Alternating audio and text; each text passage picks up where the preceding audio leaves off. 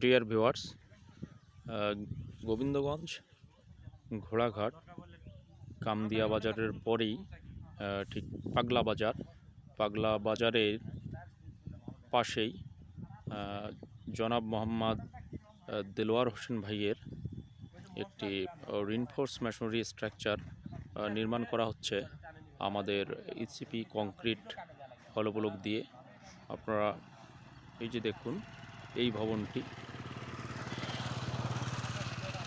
Reinforce masonry সিস্টেমে নির্মাণ করা হচ্ছে। প্লিন্থ ওয়ালের কাজ শেষ হয়ে গেছে, বন্ড বিমের কাজ চলছে এখন প্লিন্থ ওয়ালে।